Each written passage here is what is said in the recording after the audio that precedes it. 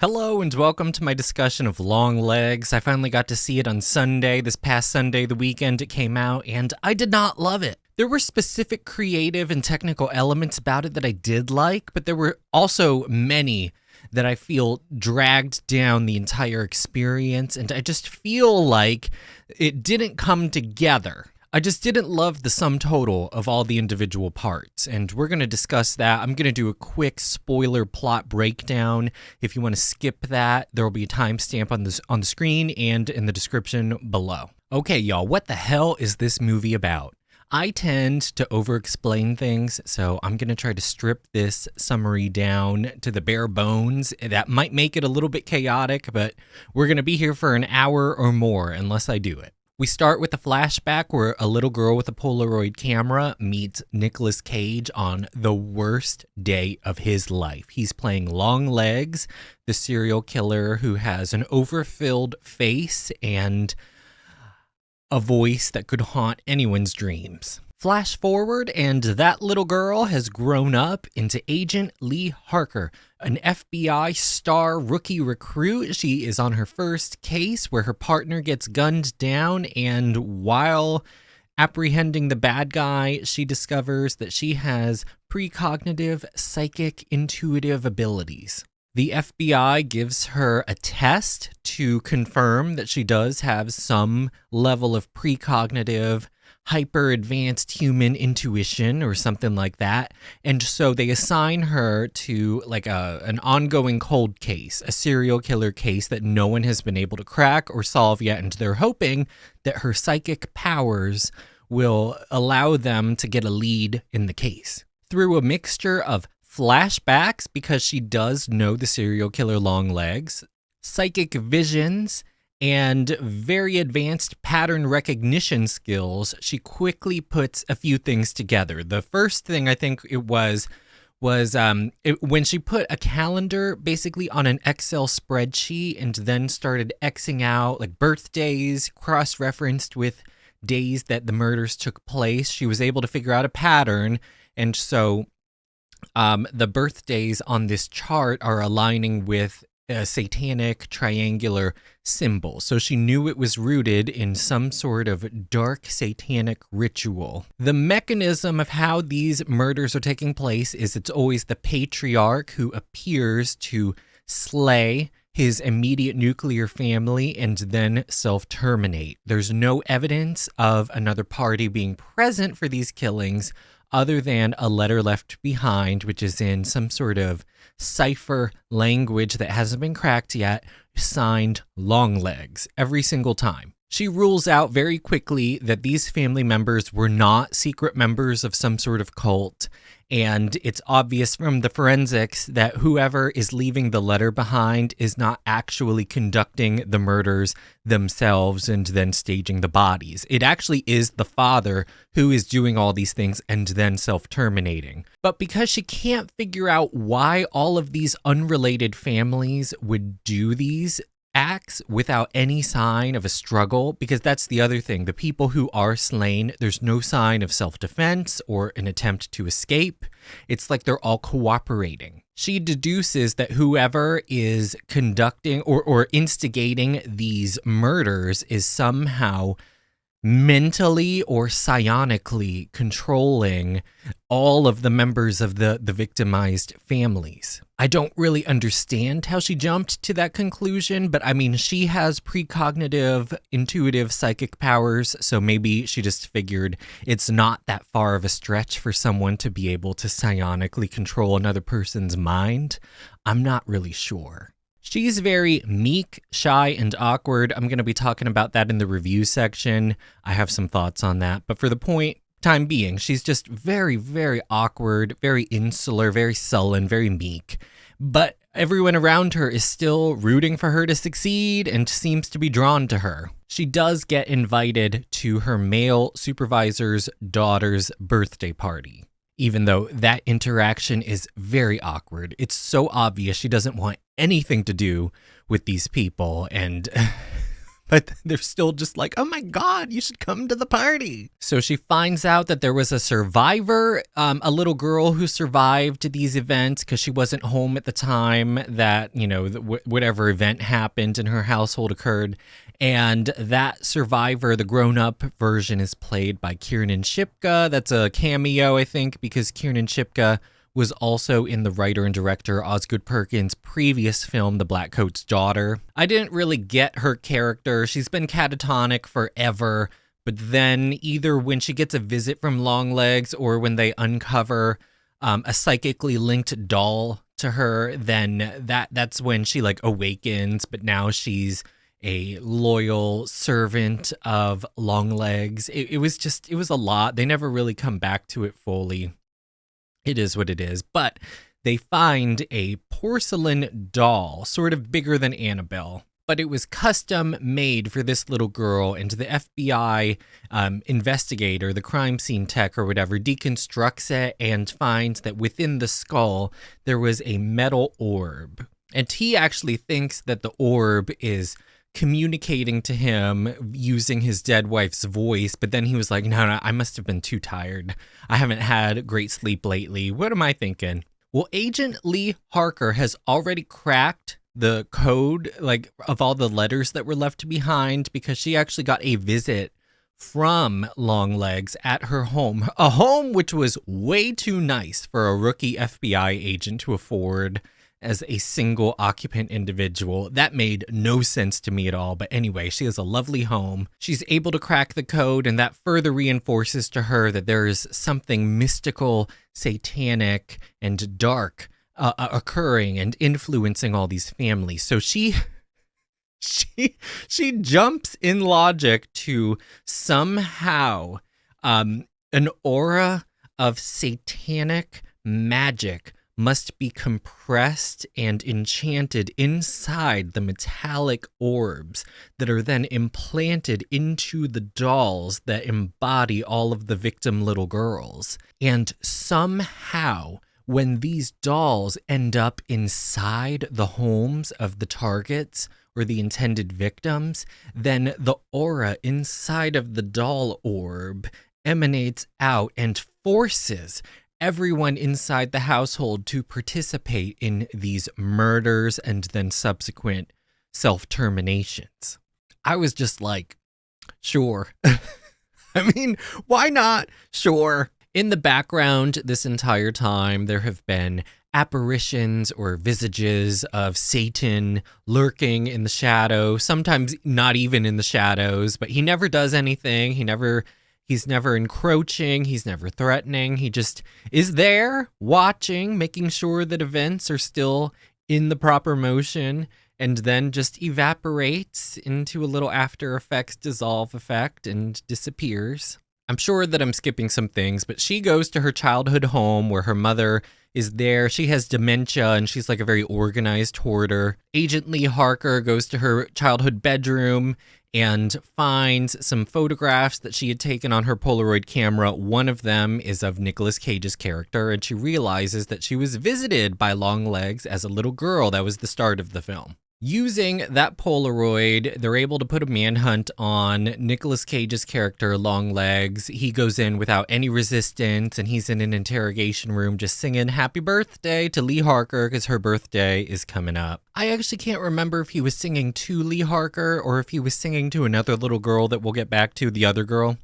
But anyway, even though she is so meek and so obviously harboring unresolved trauma from something in her life, they agreed to let her do a one-on-one interrogation of Longlegs, and he basically points her in the direction of her own mother and then destroys himself. He takes himself out by bashing his face into the metal table and declares his loyalty to Satan before succumbing. She gets a ride back to her mom's house to bring her in for questioning from her female supervisor, and while she's there, her mother ambushes the female supervisor and takes her out while she was waiting in the car. And then Lee Harker, so she confronts her mother in the backyard where there's a doll that is meant to represent Lee. Her mother shoots the head clean off of this doll that was in the visage of Lee Harker, and black smoke comes out of the head because the orb has been destroyed. And at that same time, for some reason, black smoke also leaves Lee's head. Lee gets knocked out and then wakes up in the basement of her childhood home, where she realizes that Longlegs' workshop and his domicile was in the basement of her childhood home the entire time. Growing up, she had been forbidden from ever going into the basement, and now she realizes why. Like, the son bitch was under the floorboards the entire time. And so she gets a phone call from the devil telling her that she's late for the birthday party, and she realizes, like, oh my God, my male supervisor's daughter's birthday party, that must be the final victim to complete the sequence. She goes, they're already under the spell while her mother is there in a nun outfit with the doll that enchants everyone, including the little girl. Her male supervisor kills his wife in the kitchen and then comes back trying to take out his own daughter. She has to kill him to save the little girl, but then the mother, I missed it. The mother, while everyone was enchanted, actually gave her a little bit of an exposition dump. So after getting visited at the beginning as a child, Longlegs did come back to kill Lee and her mother himself. Longlegs was going to take them both out. In order to get spared, the mother initially made a deal with the devil, so to speak, and offered to be the acolyte of Longlegs. My understanding of it was that she was incredibly religious and somehow believed relatively early on that Longlegs actually did have some sort of dark mystical power bestowed upon him by the devil. And so she was, at the beginning, legitimately afraid, not just for the lives of herself and of her daughter, but she was also afraid that Longlegs had the power to condemn them to hell if he killed them. And so at the beginning, at least, she truly believed that facilitating his dark design would spare them, not just in this life, but in the afterlife. It doesn't really make a lot of sense to me. Maybe it was just supposed to be for Lee, but regardless, she, as part of this design, dresses up as a nun after he has created a new doll based on the targeted family, and she delivers it. She shows up with the doll in a box and says, I have a gift from the church, which is supposed to, I think, be mocking the church because she's bringing a literal ball of demonic energy. After she gets invited inside, another requirement of her servitude is that she has to watch the family immediately succumb to the psychic, demonic control, borderline possession, and she has to be there. She doesn't even have to clean things up or whatever. She just has to be there to watch the fathers annihilate their family and to then self-terminate. And then she's just free to go home until he picks a new victim family. And this has been her role, her part in the mission for decades at this point, or at least over a decade. And this final family, because Lee was originally on that spreadsheet, but she's blank, but that's okay in the sequence because she did that exchange of servitude in exchange for the blank spot on the symbol, on the calendar symbol. But this final little girl is going to complete the sequence so that Longlegs can finish his devotional to the devil. So I think, though, that the mother by this point has been fully possessed, because when Lee is pleading with her mother, like, please don't do this. Like, you can't do this, Mom. Her voice gets real deep for a second because she's like, don't call me Mom. And then she pulls out a sickle. She plans to kill the girl herself. So Lee has to dome her mom in the head, but then she's out of bullets. She tries to shoot the doll to free herself and the little girl Ruby from the influence, the zone of influence of the doll, but they're like frozen in place, transfixed on the doll. They just can't seem to leave. And then it flicks back to more footage of Nicolas Cage's Longlegs character proclaiming his devotion to Satan, and then the movie's over. Personally, my theory of what happened off screen at the end of the film, I think that Lee was going to succumb to the influence and then kill Ruby and then self-terminate herself, and then that would complete the sequence and actually complete the blank that was left behind when her mother offered herself for servitude. And so it'll end up completing the symbol on the calendar anyway. And then Nicolas Cage's Longlegs character in hell will somehow ascend from just a normal damned soul to some sort of higher demon or some sort of higher entity in hell.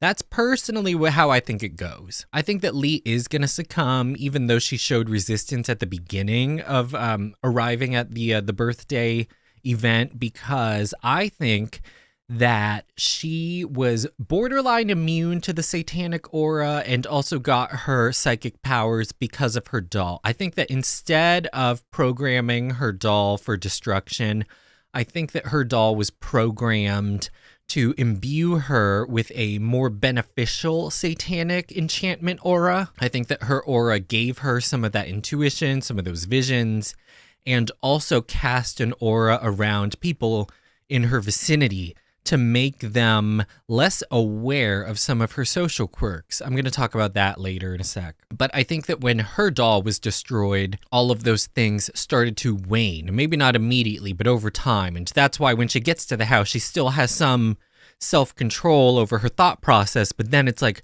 but by the time that she's ready to get the girl out, she can't. She can't move. She can only stare at the doll and let more and more of its darkness radiate over her, into her, until she completes the sequence.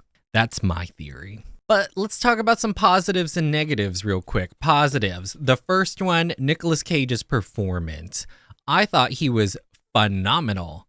He totally dissolved into the character, and I don't want to bash Nick Cage. I love Nick Cage. I think he seems like such a great guy and is just such a fun performer. He does have an Oscar, but in recent years, I do think at times his personality has been larger than life than his characters. And so it's like at times when his characters are being a little crazy and quirky and wonky, it almost feels like crazy Nick Cage bleeding through the character. For this role as Longlegs, I actually felt like he stayed within the established archetype of the character the entire time.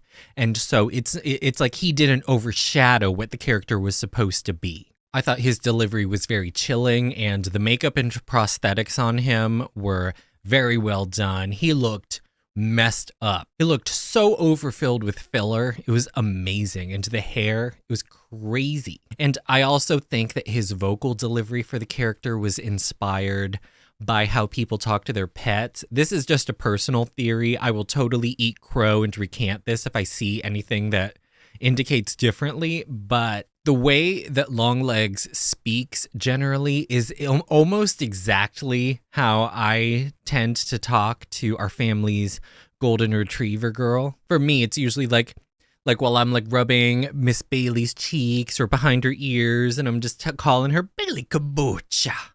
Kabocha is pumpkin in Japanese. If you're an Archer fan, then you know what I'm talking about. But I'll be like rubbing her face and be like, Bailey Kabocha, you're a pretty little girl. Another one that I do is puppy girl. Hello from editing me. Another one that I remembered is sweet girl.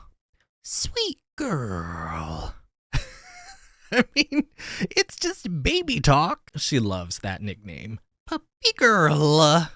And so I noticed that Nicolas Cage's performance, it just radiated that energy, his placement. Like, it's not like a full falsetto, but, he's like, it's just in that sort of pet voice type of place. Obviously, Maika Monroe was a solid performer. She is so versatile. You can rely on her in any role. She is the modern scream queen. I just didn't like how her character was necessarily written, but I am confident that whatever she was given, she knocked it out of the park.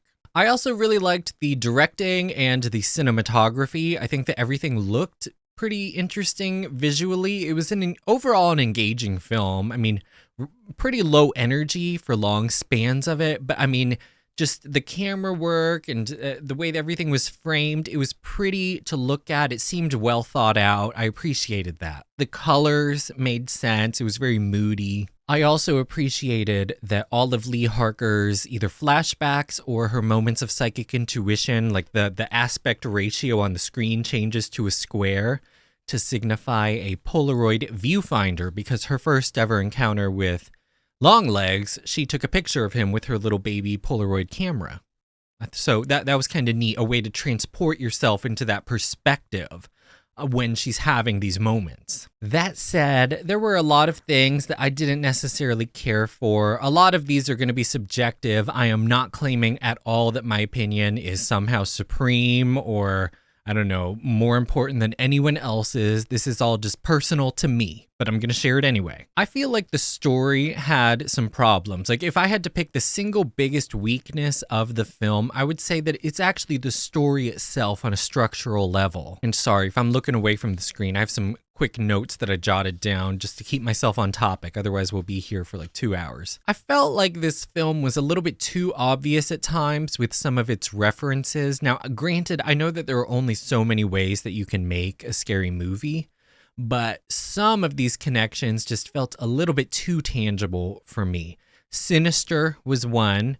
If you've seen the movie, then it should be obvious. The Wailing, similar mechanisms of families getting infected and then succumbing to a family annihilation curse. I'm not going to say Annabelle because that's a little bit cheap, you know, just because a movie has evil dolls. I mean, it's cheap to say that it's automatically inspired by Annabelle, but if you choose to view it that way, then sure.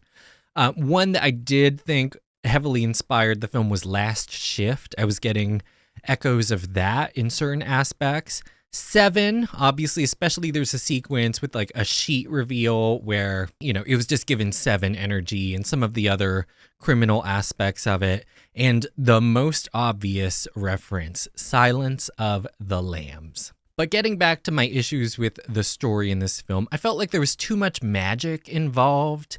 The dolls just didn't quite work for me, especially how magical the dolls ended up being. I don't know how this could be represented without jacking up the runtime while still having a main focus on Agent Lee Harker's progression through solving this case, but I feel like something that's scarier to envision is the doll having a psychic influence that slowly over time deteriorates and disintegrates the family unit.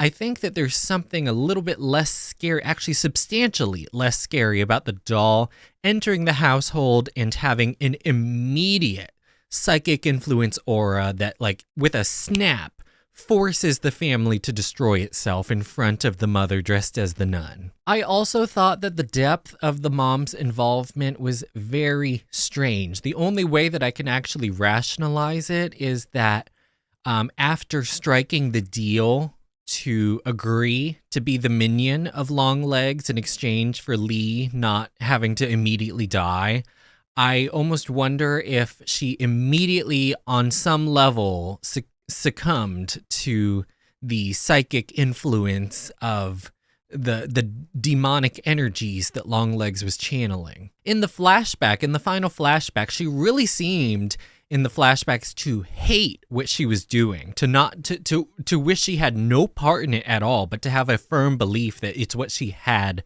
to do.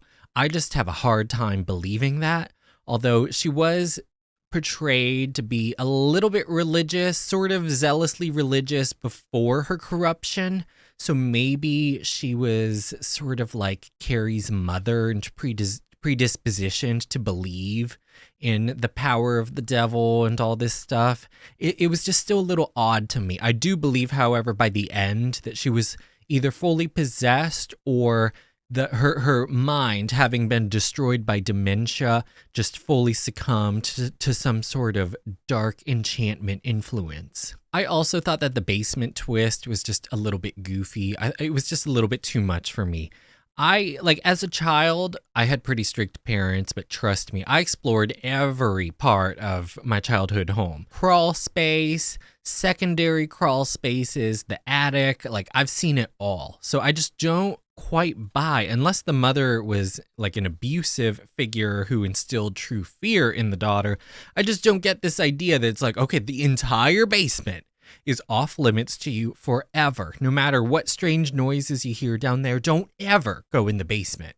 And actually obeying that. Moving on to Lee Harker.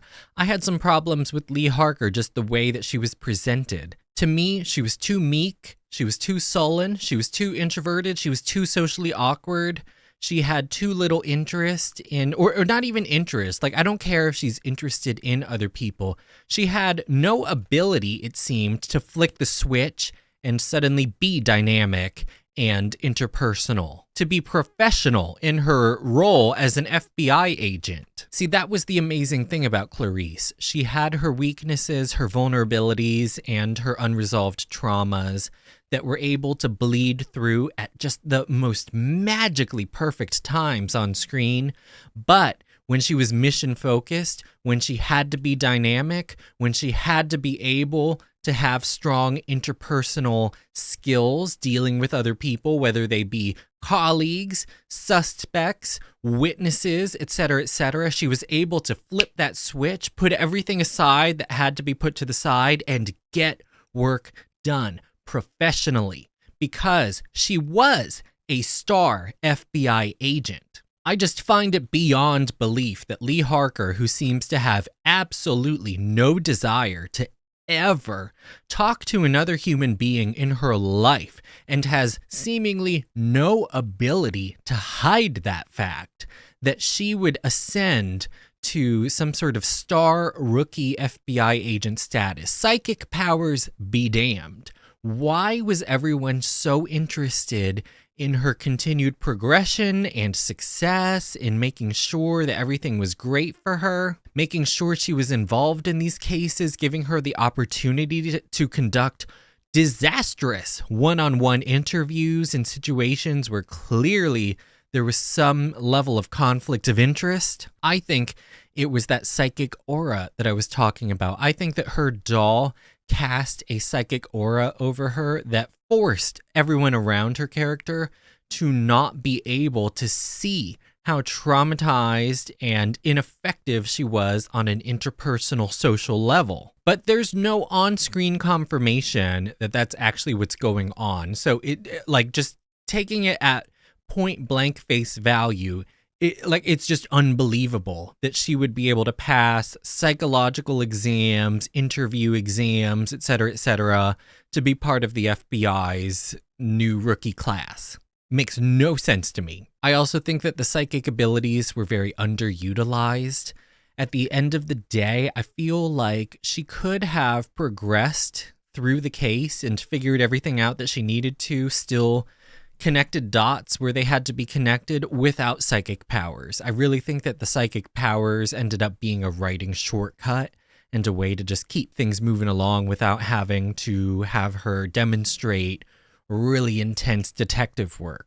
Speaking of the psychic powers real quick, one thing that I found very annoying and overused was, and kind of cheap, when she's having some of these intuitive psychic moments and the viewfinder comes up, there was this really tacky looking red snake that would come up in front of the viewfinder briefly. And I know that it's supposed to symbolize that she's having like a sense of something that was touched by the evil of Longlegs and the devil, but it just looked cheap. It looked like a rubber toy snake. It really gutted for me some of the tension, because I was like, oh my God, like this just looks so just, you have to see it to know what I'm talking about. Speaking of other things that were overused, there's a satanic apparition that I mentioned in the plot discussion that it's like in the background for several shots. In my opinion, it was way overused. The satanic apparition at times, I feel, should have been much more in the shadowed zone of the screen. It should have been much harder to see, to keep you constantly wondering, is it there, is it not there? It ends at first, some of the earlier ones, it was a little bit more like, oh my God, was there something there? I think I saw something, but then it just becomes so obvious. It's like Satan just pops up for a little blip and then dissolves away. Not even in a threatening way. It loses all of that foreboding dread and wondering like, oh my God, like what's happening? It just becomes like, oh yeah, Satan's back, checking in, making sure that all the puzzle pieces are still falling into place. There he goes. Okay, he'll be back. Don't worry. It was just way overdone in my opinion. I think that either needed to be a less is more type of thing. Have you always wondering like, is he there? Not like, oh, there he is again. Or they needed to substitute some of the visions out and have Longlegs, Nicolas Cage's character, be the one that's in the background, have her questioning, is he really there? Has he invaded her home again or her office? Or is this just like stress-induced, sleep deprivation-induced? Is she just losing her mind? And the character design for Longlegs, I actually think was way scarier than the character design for the devil apparition that keeps dissolving away. I mean, you had Nicolas Cage there and all that makeup. Why squander him? And that was another note that I put. Longlegs underutilized. I think that I'll just leave it there. Okay, I'm going to merge some of these points while we're wrapping this up. I had one negative, sense of evil is lacking. Another point was not scary nor tense enough. Honestly, I feel like that could have been somewhat addressed. There could have at least been more tension if there had been a better designed score. I can't even remember if there was any music at all in the movie. I really can't. I know that there were several sequences where it was just quiet on screen. That can work, but I just don't feel like this film was really designed around that. I think of some of the most iconic scores of all time, like The Thing, Alien is another one that comes to mind where there's a lot of less is more involved, but the sonic design is still designed to give you this sense of foreboding dread. I don't remember if there was any music at all in this movie, and to me, that's kind of a problem. So the addition of more stressful music, I feel like could have contributed to an even better atmosphere, because visually, I feel like the atmosphere was fine. Although I don't think that the moments of horror and evil on screen were really that compelling. I don't mind stories that do incorporate some level of supernatural, satanic magic. It is what it is with those, but I feel like in order to capture a sense of dread that really lingers with you afterward, there has to be some level of human cruelty and evil that truly emanates from the potential for cruelty ingrained within the human condition. And in order to facilitate that, there has to be evil that's committed through acts of free will, where people choose to do horrible things. I personally find that to be the scariest concept out there of them all. I mean, if you rip the agency away from characters, then it takes away a lot of the shock value, because it's like these characters are essentially just automatons under the psychic influence of a demonic satanic power. With that said, possession films still can be very scary and compelling, but a lot of that fear comes from the fight for autonomy, the ongoing battle to maintain control of one's body and mind, and still, despite that fight, losing it in the end, and then having to be saved through some sort of process. In this, though, there's no fight, there's no disintegration of one's autonomy and sense of self and ownership over oneself. It's like a doll with an orb full of satanic aura is just delivered, drop shipped basically via nun or fake nun into a house, and then everyone just gets wiped and commits these acts without any sense of fighting back, not wanting to do it but having to do it, or any sense of these acts being committed or perpetrated because it's tapping into a pre-existing darkness already within those fathers. It's like they become robots and they just have to act it out in order to complete the final mission of Longlegs, who, let's be real here, doesn't even feel like a human character. Longlegs feels like a supernatural entity before he even dies and completes his sequence. Losing that human element of the horror and the human element of the cruelty. It just, I don't know, it just strips away a lot of the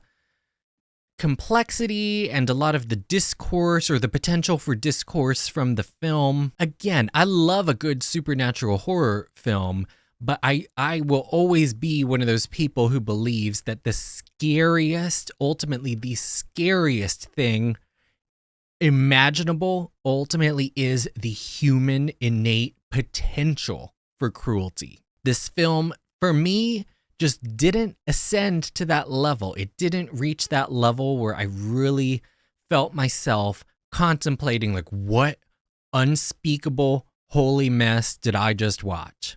It didn't have me questioning aspects of the human condition, of the human capacity for cruelty, or the human potential for evil. None of these things. I didn't really have many conversations going on in my head other than, like, what was up with these dolls? Why was this character, like, allowed to ascend so far in the agency despite having such terrible social skills? These questions really distracted me from everything else in the film, frankly. I had to, like, get myself focused and try to come up with other things to think about because those were the glaring questions. And ultimately, I did find the film at times to just be kind of boring. That's ultimately going to be very subjective. I think that when I am in a movie seeing mood, which I was at the time, I do think that I have more lenience with films, not having to be so engaging. Like I have a lot of patience with films. It's kind of hard for me to tap out of a movie. I had a few moments where I really was just kind of like, what am I even doing here? Like when I started yawning and I just really was waiting for something insane to happen on the screen. And for me, like, there were surprising moments, but nothing truly representing, like, the essence of evil. I never felt it happen on the screen. I never felt the energy in the room. It didn't carry home with me on the car ride home. Like, I felt exhausted from the movie, but by the time I got home and, had a cup of tea, had a little bit of pasta, and sort of got the ball rolling on, like, okay, like, let's deconstruct this a little bit, I felt purged. I didn't feel like there was any heaviness weighing me down or weighing down my thoughts, and that, for me, is my favorite part of, like, a truly excellent horror movie, to where I can't stop thinking about it, or I can't stop thinking about some of the questions or the concerns that it raised, or just some scenes being so distressing to where I'm like, how did they safely film that? Nothing of that nature happened here. I even feel like the gore was just very restrained. Not that I want to see all the gore in the world, but I feel like even that, like, if they weren't going to have, like if the movie was going to be tame in general, at least have a sequence or two where it's truly like, please God, shut this off, no more.